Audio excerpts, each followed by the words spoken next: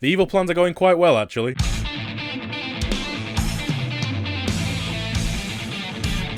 Today we're going to be talking about past versions of TF2 competitive maps. While there's a ton of minor changes you can find on every version of TF2's maps, I really want to focus on the oldest versions of these maps and look at the big differences between the ones we have in the game now and the ones that we used to play ages and ages ago, or the ones that never saw the light of day. For ease of viewing, I'm going to put a little text box in the bottom left corner that signifies whether this is the old version of a map or the current one we have in the game now. And as a personal challenge to myself, I'm going to see how far I can get into this video without having a mental breakdown when I realise how long I've been playing this game for, because I've seen some of these maps get added to the actual game. I have no attention span, so let's get straight into it.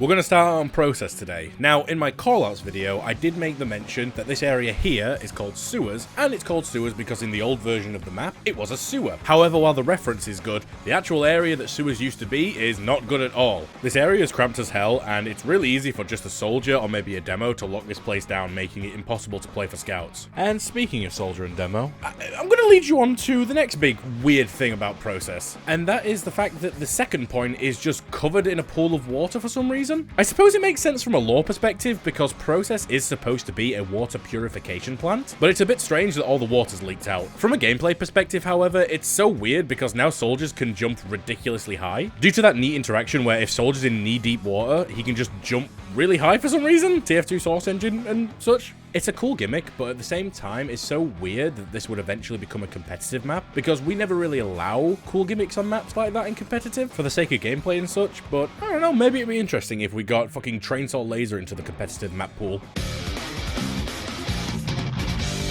Oh my dearest Gullywash. You'll notice the differences as soon as you load into the old one. The lack of the wood textures on mid really make it look like I've sort of peeled it in a way. It looks like a onion of sorts. Then combine that with a few geometry changes. Like the removal of drop down from mid just makes it seem like there's so many less options on this midpoint. But two areas I want to focus on when talking about this map are the lobby area and water. We're going to start with lobby first though. In the original Gullywash, the lobby area is a lot more crowded and a lot more focused on these doorways. It's a lot more tight and claustrophobic than the current one, and really just lets demos destroy you in 2 seconds by placing sticky traps everywhere. In the current version, less is more, because this area is still a really good spot for soldiers and demos to destroy people in, but it now gives Scout a lot more counterplay in this area, which in my opinion makes it a lot better. I'm definitely not biased, by the way. On to our second notable spot. In the callouts video, the original one, I talked about water, this area down here, that in the original version I've already mentioned, actually has water down here that you can swim in. It's a unique idea, and not really one we see outside of maybe the map well. This idea of underwater flanking to maybe confuse your enemies a little bit. However, it's obviously a clunky little area that not many people can play around. It's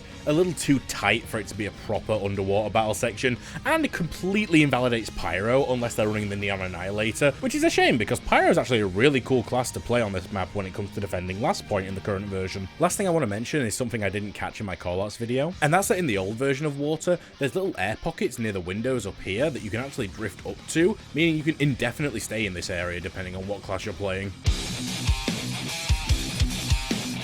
Alright, now we're going to be talking about Sunshine. Competitive players have been playing this map since before it was even in the actual game. It's one of the most successful custom maps that we had in the map pool, maybe aside from Product, but Valve would eventually add it in 2016, meaning this map is 7 years old!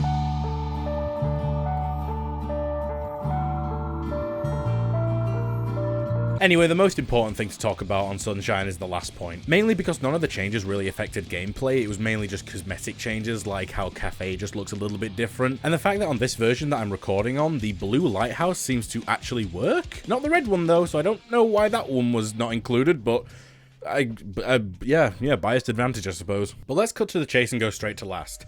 It is shocking how different this map is to the original version, and if you watch my past videos, you'll be immediately drawn to this spot here, and no, I'm not going to address it. Yes, it does look more like it. I'm not addressing it. Go away. We're instead going to be talking about this area called Secret, which, if you remember in the last callouts video, I could not find this version of the map, but luckily, a viewer contacted me and gave me a link to the old version of this map. It inspired me to make this video, so thank you, random viewer. Taking a look inside this area, you can see that it actually follows the rules I put up about Secret in my last callouts video, but something I want you to look at is this door in the background with a little opening at the bottom. An identical version of this door is found in the lobby area, meaning you can actually fire through this section and hit people in secret, which is not going to be used ever, but I just think it's interesting that there's just this random open doorway that you can maybe tag some damage on a scout with. I'm not sure. The old Sunshine actually makes a lot of logical sense when you actually look at the map and explore the places. It really avoids that one video by 3Clicks Philip where he talks about CSGO maps not making sense because, like, windows are on the wrong sides and doors lead to nowhere. There's been a lot of care put into making the map actually make sense. But, however, in that last footage, you might notice that the right side of spawn is a bit weird, and that is because it is way more cluttered and tight than the current version. I can imagine this one is really hard to get out of spawn from because it's so easy for a soldier to just jump you and kill you in spawn. At least on the current version, there's a lot more space in this area and a lot more props to jump on, so you feel a little bit better when you can jump and sort of duel in these areas. You will get destroyed anyway because, let's be real, it's Sunshine Last, you're gonna die, but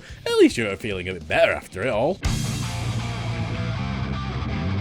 Last up, we're talking about Snakewater. This one is not actually that different. There's just one specific area I want to focus on that was just such a weird shock when I loaded up the map for the first time. You've got the classics such as different props being used in certain areas. Like on mid, you've got the walls that you can normally not see through. In this version, you can see through them. Or in general, Last Point being a lot more confined and crowded on the right side of the map. You can see in the current version, it's a lot more open and more map-appropriate props are used in this area to make it look better and play better. But the big important thing I want to talk about on this map is the fact that there's a drop down on second now for some reason. It's actually so weird to see this because it completely breaks the flow of the map in various areas. Like, no one really benefits from taking this drop down as it's not even a faster way to roll out from spawn. You've got to kind of corkscrew up it, and even then there's not really a gameplay element to dropping down here. There's no real surprise or anything. You're too far from the point to make a sufficient surprise, and it's not really good as a flank from people defending last because they're going to see you up on the balcony here. By the way, attacking players can't even really go from this angle because look, you can't actually go up here. There's no stairs anymore. You can't get to this area without rocket jumping. And even then, you rocket jumping, lowering your health, plus you're going to open the shutter because you have to be close enough to get to the spot anyway. It's so easy to get picked off here, even in casual. The only real benefit I see is that you can jump up it when you're attacking and attack from a new angle, but even then, it's just still a bit of an awkward spot. Didn't think my last point was going to be so tame, so I'm just going to cut myself off with the outro.